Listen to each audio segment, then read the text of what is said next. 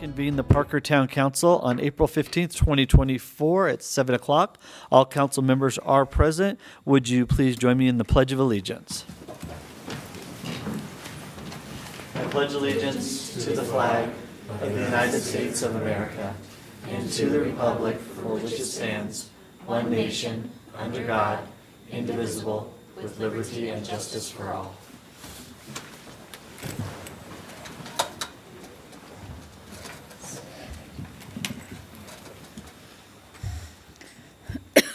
This is one of my favorite things to do, and I was just telling Aurora from the DA's office, I can't believe it's come around already this year.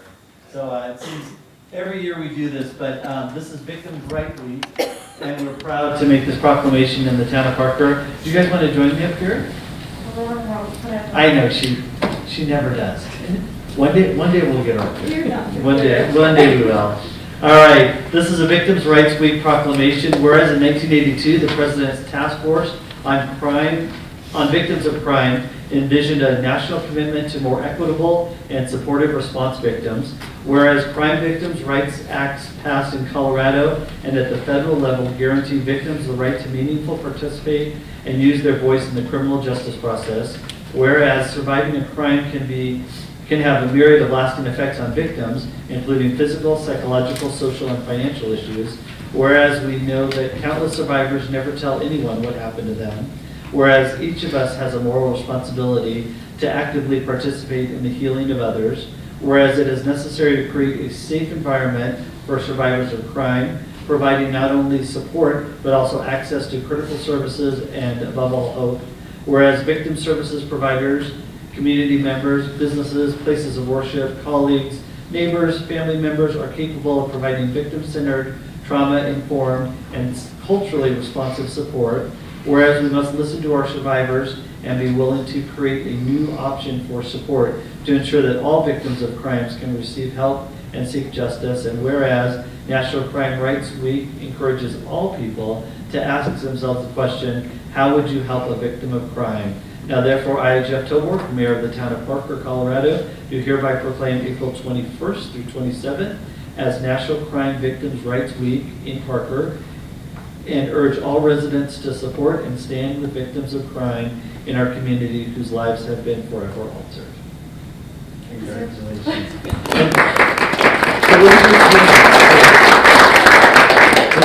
This is your time. Go ahead. So at the district attorney's office, we host Victims' Rights Week, which is always the last week of April. So that starts Sunday through Saturday of next week. Specifically for the 18th Judicial District, we'll host an award ceremony Thursday that just kind of recognizes different folks in the justice system that help victims of crime. Then you can probably see stuff on our social media. I know that we normally post things, but we'll probably do that throughout the week. But really this year, I find special. I find a reason to enjoy the national theme every year, but specifically this year, I find it important that it's really addressing the fact of what can community members do. So it's not just the people that are doing the work every day, so law enforcement, advocates, attorneys, things like that. It goes beyond that. It's really asking the community what you can do to take a stand to help victims and survivors in your community. So think about that, see how you can help, because there's an abundance of ways that anybody can help. And how many years have you held it, and where has it always been held? That's a great question from the gallery. This is year number 7. I think that's before I started at the DA's office, so I think they've been doing it about 7 years. And specifically the last few years we've been holding it right down the street. So we really appreciate Parker and their space and allowing us to do it too. Well, we appreciate you here very much. All right, so we're going to do our yearly picture here. Everybody smile. Come on.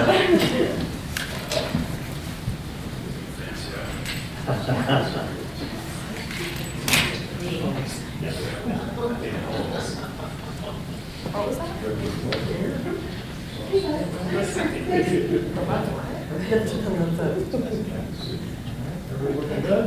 Go for it. Say 3 here. 1, 2, 3. 1, 2, 3. Get one more. 1, 2, and 3. Thank you. Okay, one more. I'll take it. Okay, ready, 1, 2, 3. Come on. The close up. Thank you. We'll see you Thursday night. All right, all right.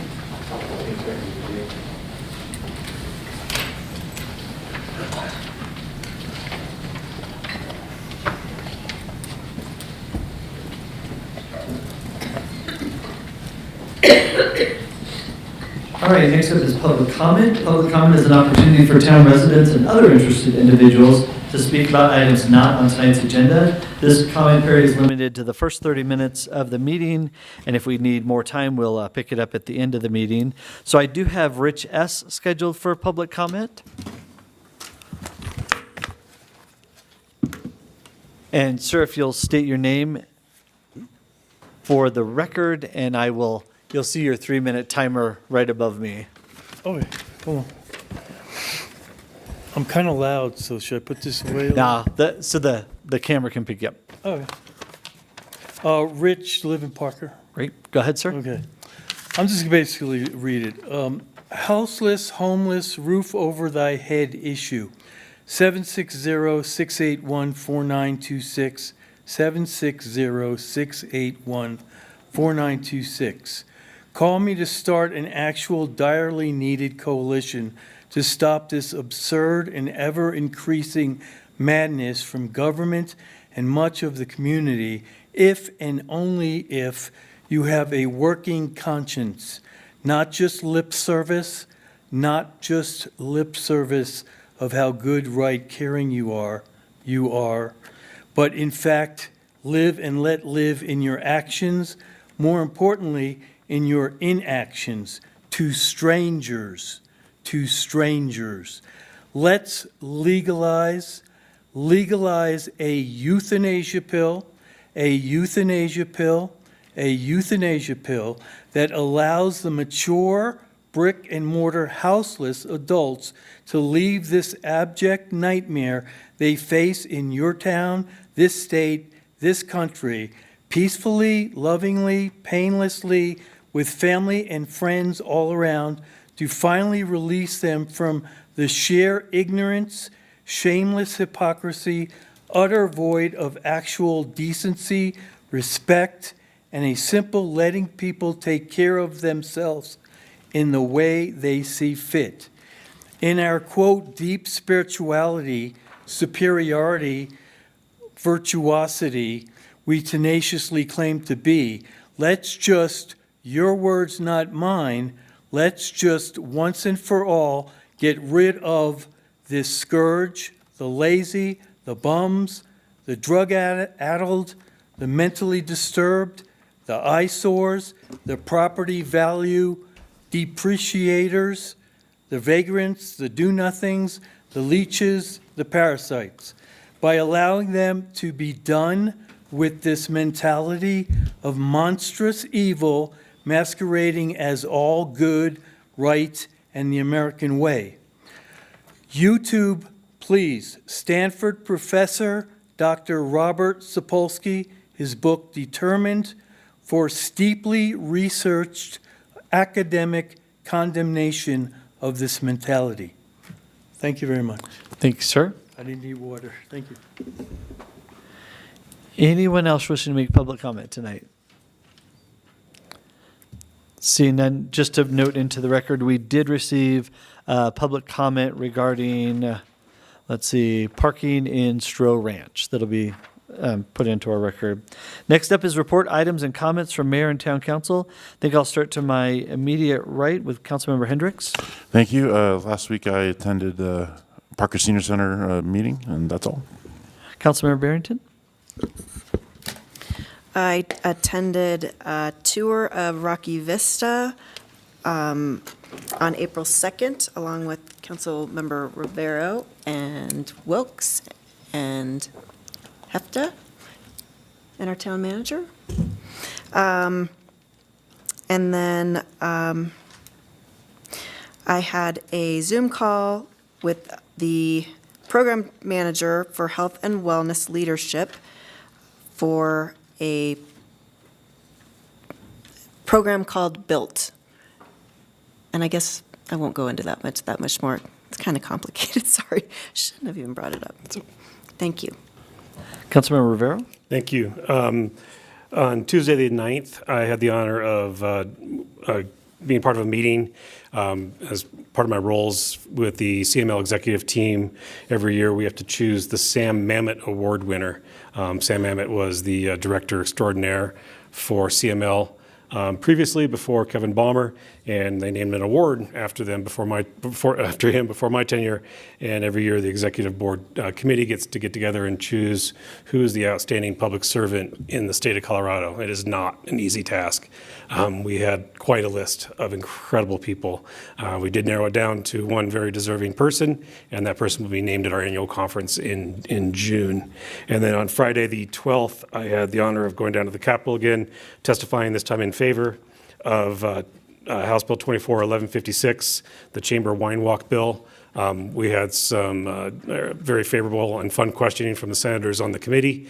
The vote was unanimous out of committee to the Committee of the Whole, which is the Senate floor, and we hope to see it on the Senate floor this week. If it makes it out of the Senate floor, it'll go back to the House for approval of the amendments, and then to the governor's desk, we hope. So getting closer and closer to Parker getting its wine walks back. A huge shout out to Representative Hartsook, Senator Smallwood, TJ Sullivan from the Chamber of Commerce, and the staffs of all those groups, our staff included, have worked tirelessly to get this event back on. So we're getting there. We're getting close. Councilmember Dyak? Thank you. On the 3rd, I had a Dr. Cog work session. We got briefed on the regional housing needs assessment. That's something that Dr. Cog does on occasion and updates to provide the regional housing needs. And then on the 5th, I had an E470 meeting. We had executive director interviews. We selected a candidate. We're going to come back on, I think, the 19th, Friday, and discuss further that candidate. That is all. Councilmember Wilks? Yeah, so on April 8th, I had the Douglas County Youth Initiative board meeting where we took all of the nominees for the Outstanding Youth Award and narrowed it down to the top ones, which will be announced here soon. On April 10th, I had the Downtown Business Alliance general meeting where I gave an update on the town stuff, specifically with O'Brien Park, the Dransfeld expansion, and the Main Street improvements and constructions that's going on. On April 11th, I met with a representative from Core Electric. Just wanted to go over collaboration between us and them and how we keep that moving forward. It was wonderful. Also on the 11th, I got to be interviewed by the Parker Podcast. It's specifically about the work that I'm doing on the Federal Advocacy Committee for the Public Safety and Crime Prevention. So that'll be coming out tomorrow. I'm excited about that. And then on April 13th, the Douglas County Youth Initiative had their Leadership Commission Summit. So our Parker Youth Commission and our Parker Teen Court, along with Lone Tree and Castle Rock and Castle Pines and Douglas County, and I think Highlands Ranch, but all of those kids were there, and it was wonderful just to see what they're doing in their communities with their commissions and to hear the kids and their feedback and what they're excited to bring to the towns and the cities. And that's all. And Councilmember Hepda? Yes, as Councilmember Barrington said, a number of us attended the Rocky Vista tour where the medical students and also nursing students are seeking higher education in the medical field. And it was also wonderful to know of a special program that some of these students can get their medical school or their nursing school paid for by active duty service in the military. So recruiters will actually come to the school and meet with students who are interested in that. So that's wonderful to know that. We had a wonderful tour with them. Great university right here in Parker. In addition, I attended the Douglas County Homeless Initiative meeting, where and at this meeting, we hear from community members, and we hear from government agencies as well, and we also hear from many nonprofits that partner with Douglas County to keep solving the homeless issue. And at this meeting, we heard from the Bridge House, and our nonprofit institutions are very integral in solving the homelessness problem here in Douglas County. Great, thank you. And just Just a note tonight, we do have Chaparral AP class here, probably the biggest class we've had in council chambers to date. So welcome, guys. We hope this is pretty exciting for you. I'm just looking for some head nod. There you go. All right.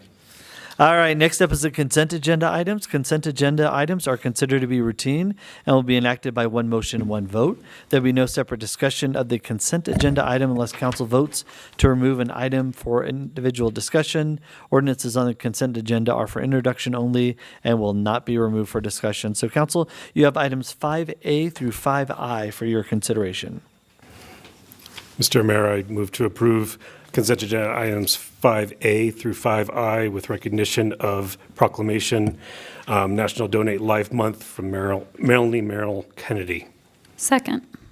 Motion is made by Councilmember Rivero, seconded by Councilmember Wilks. Rivero? Aye. Barrington? Yes. Hendricks? Yes. Dyak? Wilks? Aye. Hefta? And that passes 6-0. Next up is our town manager's report. She has issued her spring 2024 already.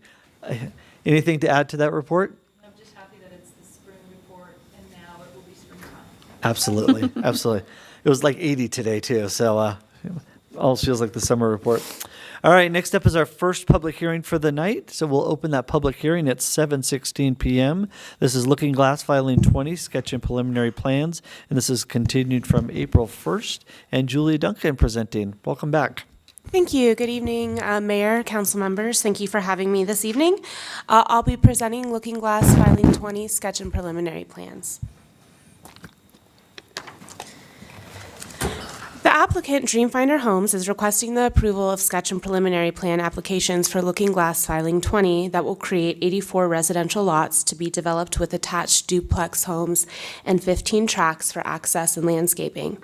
The subject property is in the far southwest quadrant of the town, to the east of the future Chambers Road extension and to the south of the future Stroh Road extension. It will be bordered to the north by the future Stroh Road, to the south by the 25-acre Looking Glass Community Park, to the west by open space tracks and a Parker water sanitation easement, and to the east by open space and Looking Glass Filing 10. Northwest of the project is a vacant commercial lot at the intersection of the future Stroh Road and Chambers Roads extensions. The subject property was originally addressed by the Town Council several years ago when the Council approved the Hess Ranch PD Fourth Amendment rezoning and the Looking Glass Segment 2A sketch and preliminary plans that laid out Tract A1, which is outlined in purple, for future residential development. The property has a total of 16.98 acres and is currently undeveloped. The applications are for land in Planning Area 14 that is zoned for mixed use. The applicant plans to develop detached duplex units that are permitted as a use by right. The Hess Ranch PD zoning for PA 14 allows a maximum of 84 dwelling units. The applicant is planning to develop 84 attached duplex homes. The approval of the sketch and preliminary plans does not formally create the lots or associated improvements. Instead, the approval of the applications will allow for the applicant to execute a final plat consistent with the sketch and preliminary plans. Heights, density, and setbacks for the proposed housing product are required to be consistent with the town's design standards, and the PD guide will be reviewed during the final plat and residential design minimum review process. The project proposes 84 lots for paired home products consistent with the zoning and density requirements of the PD. Parks and open space satisfying the requirements for this filing have been dedicated through previous platting processes. However, additional landscape for the project is provided by the landscaped common area green courts that the residential units front. Benches and dog waste receptacles are provided throughout the pedestrian circulation system. A sidewalk system provides pedestrian access to each home and to these common landscaped areas. The pedestrian connectivity provides access to the adjoining 25-acre community park located adjacent and south of the development. And that pedestrian circulation system is on the left-hand side of your screen with the blue and green outlines. The applicant proposes 3 acres of landscaping in excess of the parks and open space required. The originally scheduled March 14th, 2024 Planning Commission meeting was canceled due to severe weather and rescheduled to May 28th. The Planning Commission unanimously recommended approval at that hearing. The Town Council previously scheduled hearing set for April 1st was rescheduled to this evening's meeting. Staff has reviewed the proposal and determined that the project is consistent with the master plan. The proposal provides adequate access, infrastructure, drainage facilities, and design considerations. Utility providers have confirmed capacity and availability. All referral agency comments have been addressed or will be addressed at the time of the final plat, and the public notice requirements have been satisfied. Therefore, staff and the Planning Commission recommend Town Council approve the Looking Glass Filing 20 sketch and preliminary plans. This concludes my report. The applicant's representative is here tonight with a brief presentation and available for any questions. Great. We'll go to staff questions first, starting with Councilmember Dyak. No questions. Thank you very much. Councilmember Wilks. No questions, thank you. Councilmember Hefta. Just on the site location there near Chambers Road, could you elaborate a little bit on that? Sure, it's Planning Area 14. It's on that intersection of the future Stroh and Chambers extensions. There is a commercial parcel that holds the hard corner. To the south of that commercial parcel is a Parker water sanitation easement known as Tract Q. Thank you. Great. Councilmember Hendricks. No questions. Councilmember Barrington. No questions. Thank you, Julie. Councilmember Rivera. No questions, Julie. Thank you. All right. So I know we don't have Matt Childers with us tonight, but come on up from Looking Glass. Landscape guy. Good evening. I'm Steve Allen, a landscape architect with the Henry Design Group, located at 1501 Wazee Street, Denver, Colorado, 80202. Thank you, Julia and Town Parker staff, for bringing our sketch and preliminary plans to public hearing. Thank you, Town Council, for the opportunity to present Looking Glass Filings 20. Tonight, I will be joined by Andrew Moyer with Dreamfinders Homes, the developer and home builder for Segment 2A and 2B at Looking Glass, as well as Gary Walter, the civil engineer with EMK Consultants. This is the development plan for Looking Glass. Segment 1, shown in blue east of Spirit Trail Boulevard, is in the final stages of construction. Segment 2A, shown in purple west of Spirit Trail Boulevard and south of Spirit Trail Parkway, are in the last stages of final plat approvals for the single-family lots, neighborhood parks, and community park. Segment 2B, shown in red, are the planning areas along Spirit Trail Parkway, are currently on the second submittal of the sketch and preliminary plan. After final build-out, Looking Glass residents will have over 11 miles of trails interconnecting the homes with over 80 acres of parks and over 288 acres of dedicated open space. This will include 3 community parks shown in large green circles and 12 neighborhood parks shown with the small green circles. Looking Glass Filing 20 and Segment 2A consist of 16 acres with 3 points of vehicular access. A 30 to 40-foot landscape buffer will be provided along Stroh Road to the north. The 84 lots within the Rialto at Looking Glass are typically 30 feet wide and 93 feet deep. Each home faces a shared landscape corridor and will be alley-loaded with full-depth driveways providing access to a 2-car garage. The driveway apron, in combination with the garage, provides 4 parking spaces for each home. Additional guest parking is available on the public street as well as 14 off-street parking spaces. The neighborhood will include 3 acres of landscape tracts and include 205 trees. This is Tract B, an example of the common landscape tract with meandering paths through open space, and will include seating nodes and open lawns.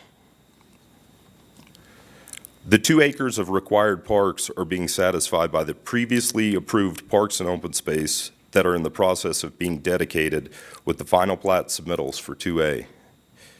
The community will be integrated into this extensive trail network.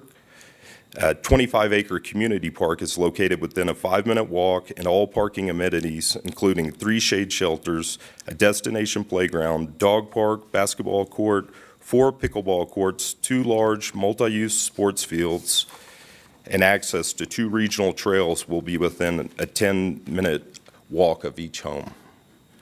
Thank you for your time this evening. We kindly request that Town Council approve Looking Glass Segment 2A, Filing 20 sketch and preliminary plans. Great, thanks, Steve. Did Andrew or Gary want to say anything? Nope. Okay, just available for questions. All right, so we'll have some questions for you though, Steve. So we'll go in reverse order. Councilmember Rivera? Thank you for the presentation. Actually, my questions were mostly answered by your trail pictures. Well done. I see the regional trail touches this, and that's what I was going to ask. 10-foot regional trail to get folks in and throughout the community. And I see there's access through your neighborhood with your slides there. My only other question, just my own curiosity, the bulb out between the development and the well site, the cul-de-sac looking thing, is that a requirement of South Metro, or if you go to your street plan, you show up between, where Duval Street kind of bulbs a little bit?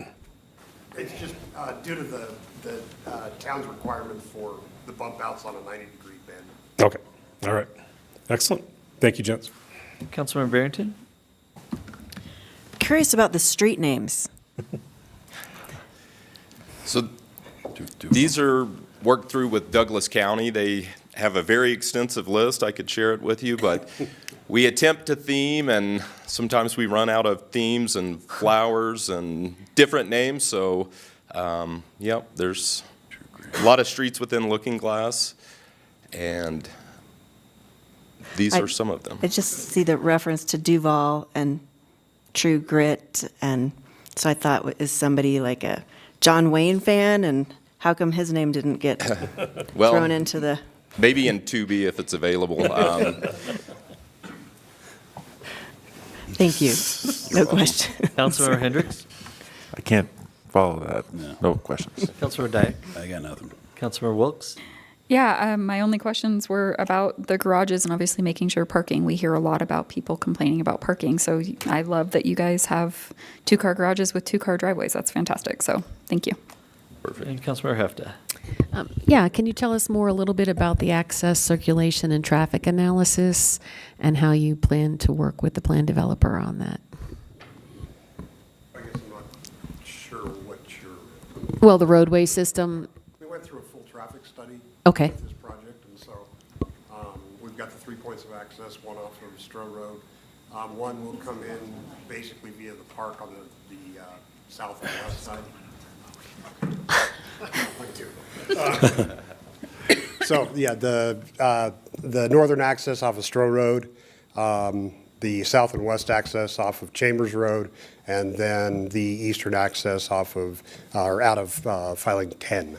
So, well, we did a full traffic study for this area, and so all the circulation is good, and we should have plenty of roadways, et cetera. Right, and you're going to continue to work with the Stroh and Chambers extensions as well? Does that impact That's you? us. I mean, we're doing that as well. Okay, you're doing that as well. Okay. We extend Stroh to the west all the way through 2B, up to the corner where Spirit Trail Parkway tees into it. And then Chambers, we're working with Tenterra onto the north, so we're doing that as well. Thank you. Thank you, gentlemen. All right, right now we're going to open up for public comment at 7:28. If anyone from the public wishes to make comment on Looking Glass Filing 20.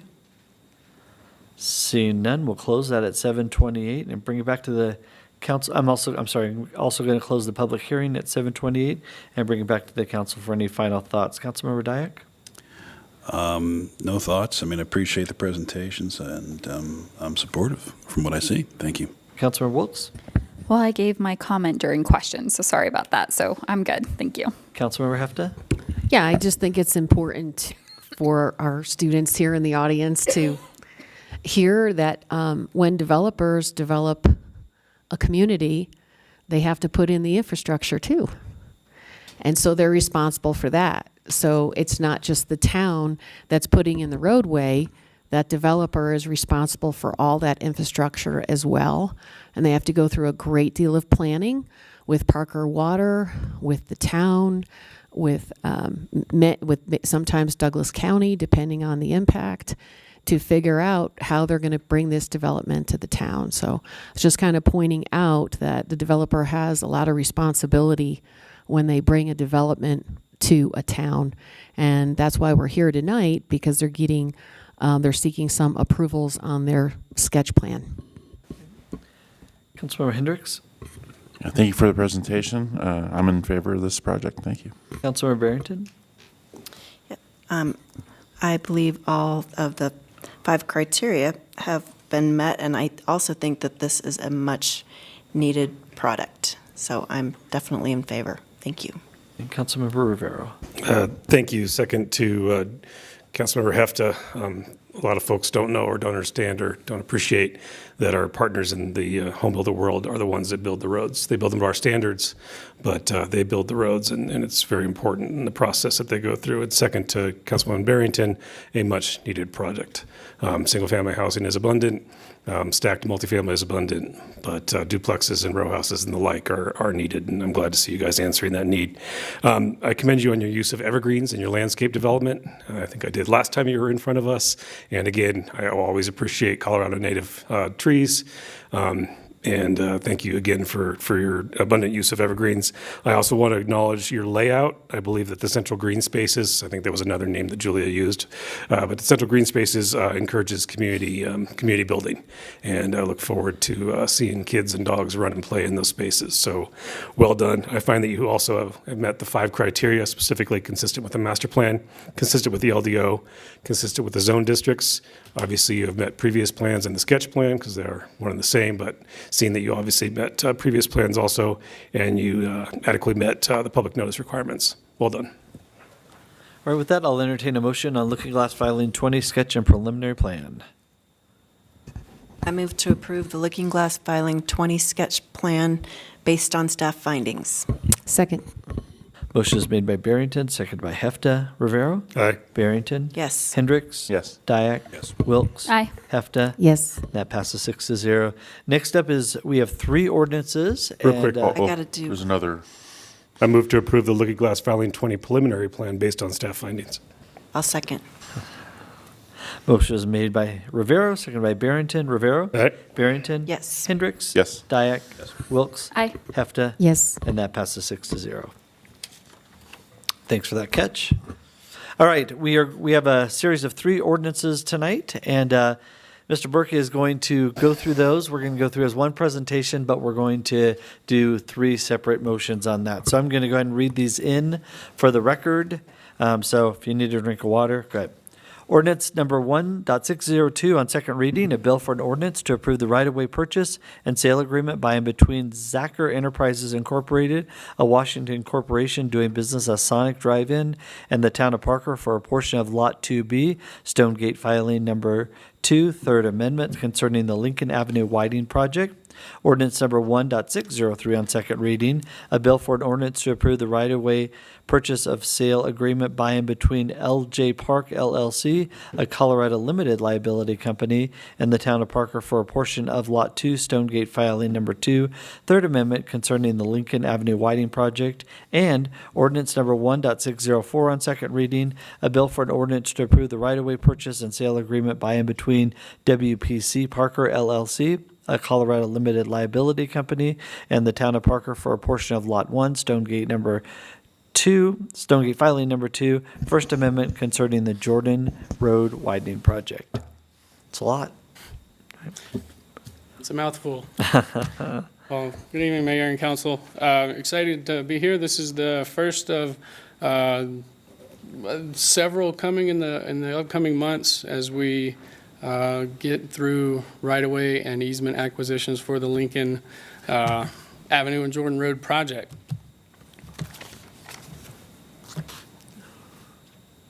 Do I have there we go. So the vicinity map here shows the 3 parcels addressed in these ordinances, starting from left to right. There is Zacher Enterprises, which is the Sonic. Just adjacent to it, there's LJ Park LLC, which is the Gyrie's paint store. And south on Jordan Road, we have WPC Parker LLC, daycare facility there. The Sonic Enterprises, we will be acquiring a right-of-way piece as well as a temporary construction easement.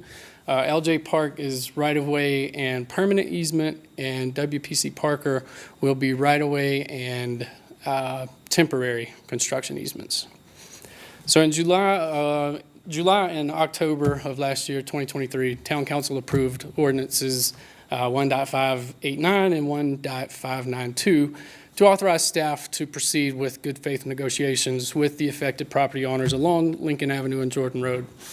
Since that time, town staff and our right-of-way acquisition consultant have been working through site visits, site inspections, and receiving property appraisals for the 25 affected property owners. To date, we have made offers on to 19 property owners. We have reached agreement with 4, 3 being the 3 presented here, and then 1, which is a temporary construction easement only. So these ordinances, like I said, address the 2 parcels along Lincoln and 1 parcel on Jordan. The total cost for these 3 is $271,725. That funding has been appropriated in the 2024 Highway and Streets Capital Projects Fund. These ordinances, approval of these ordinances is required to approve the right-of-way purchase and sale agreements, and the project can't move forward without obtaining this needed right-of-way and easements for construction. So just looking a little bit closer at the 3 parcels, we'll go one by one here. This is starting on the west end, moving east. So the Sonic Drive-In property, our impacts are really to the driveway. We have a splitter island that will be going in, so we need some right-of-way to cover the curb ramp there, and then we'll need temporary easement just for some construction access and to repair that area as they move through construction. These 2 combined total cost was $12,525. Parcel 4, which is Gyrie's, this one has right-of-way, permanent easement, and temporary construction easement. Right-of-way is needed for roadway and curb and gutter improvements. We have permanent easement to cover the sidewalk that will be relocated, and the temporary construction easement, again, is just for access and to restore conditions after construction. Total cost for these 3 was $244,200. And the last one tonight is on Jordan Road, the daycare facility south of Village Center Drive. We have a small right-of-way take to accommodate the widened roadway and some guardrail, and we have temporary construction easement, same as the other one. It's to allow contractor access and to improve those areas after construction. Total cost for these 2 was $15,000. So staff recommends Town Council approve ordinances 1.602, 1.603, and 1.604 on second reading. And I'm open if you have any questions. All right. Councilmember Hefta, questions? Yeah, you mentioned that there was 19 people. We have submitted offers out to 19 so far.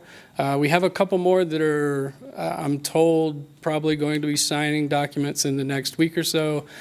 We still have a couple appraisals that are outstanding, so we haven't made offers on the final 7 property owners. And then we've had a couple property owners that we're just still trying to track down after making the offer. So this process with the property owners, how long do you expect that to go on? At least through probably late summer, at the earliest July. Hope to get most of it wrapped up by July, August.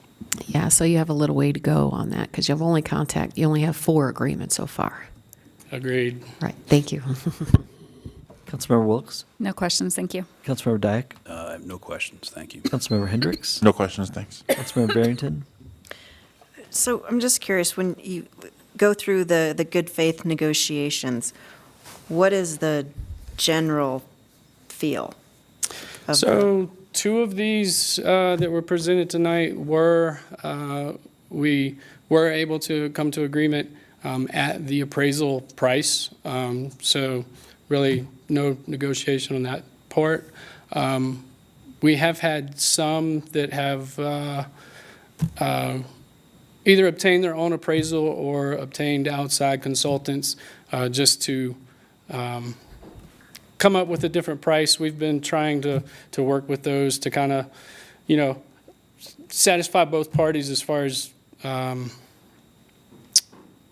getting them what they need to be happy and still staying within kind of what we were expecting. So things have gone well. We haven't run into really too many issues with the negotiations, but we do still have quite a few more to get through. All right, thank you. Councilmember Rivera? Thank you, and that leads to my question. 244 of the 271 goes to one property. Is that because it's a greater permanent easement? So that one was a larger right-of-way take. I believe we had 2,336 square feet of right-of-way, a fairly large piece, and then also a fairly large piece of temporary easement. Also on this one, this is essentially all of their green frontage on Lincoln Avenue. This will basically take the sidewalk up to their parking lot, so they will be losing the green space, and there's some trees in there, and there's a cost associated with that. So this one is definitely a large percentage. We have maybe one or two more that are going to be along the same lines. Most of them are more typical of the other two presented here, 12 to 15,000, somewhere in that range. But yeah, because this one is so large, because it is so impactful to that property owner, that is why you see a larger cost. Excellent. Thank you. Appreciate your work on this. All right, with that, we'll open it up for public comment at 7:41. If anyone from the public wishes to make a comment. Seeing none, we'll close it for 7:41 and bring it back to the council for any final comments, starting with Councilmember Rivera. Much needed. Appreciate your work. I know it's not easy. We've gone through a few of these. It's important to note that the town will and has to pay when things are needed for public improvement. We do not just grab land and build stuff we need on it. We compensate. I'm glad to see that we were negotiating with private property owners and getting the best for everybody in this concern. And it's a big project, but it's a much needed project. And we have identified that Jordan needed to be done at the same time that Lincoln needs to be done. So it became an even bigger project. But keep up the good work. Councilmember Barrington? Yeah, thank you for your presentation, and it's definitely needed, and I'm glad that we do have good faith negotiations going on. Thank you. Councilmember Hendricks? Agreed, much needed, and thank you. Councilmember Dyak? Yeah, appreciate the presentation and supportive, and looking forward to us being able to turn dirt at some point in the future. Councilmember Wilkes? Thank you. Councilmember Hepta? Yeah, again, playing off of what Councilmember Rivero stated, in the United States, we have the Due Process Clause, and that means that you have to pay and provide a process to acquire land.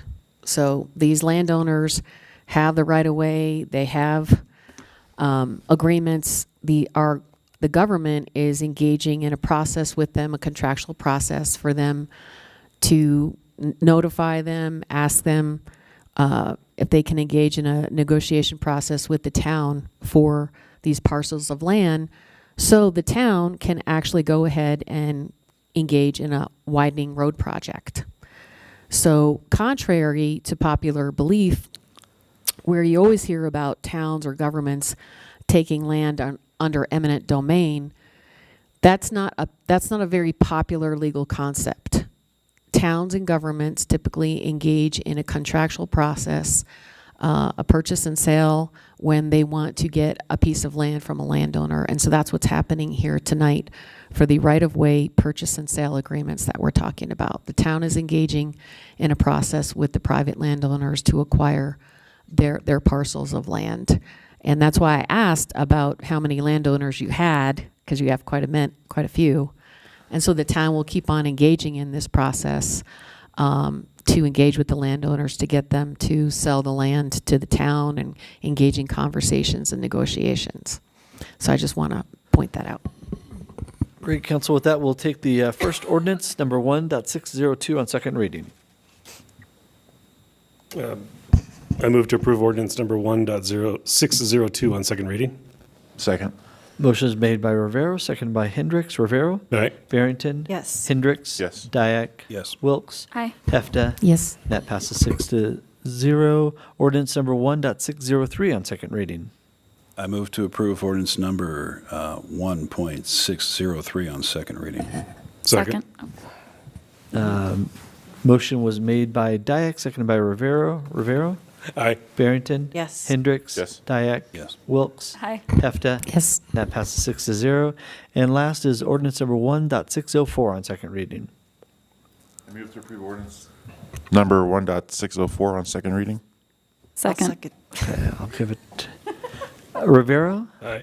Barrington? Yes. Hendricks? Yes. Dyak? Yes. Wilkes? Aye. Hefta? Yes. And that passes 6-0. Just for the record, that was a motion by Hendricks, second by Wilkes. With no other business before the Parker Town Council, I'll entertain a motion to adjourn. So moved. Second. Motion is made by Rivera, second by Barrington. Rivera? Aye. Barrington? Yes. Hendricks? Dyak?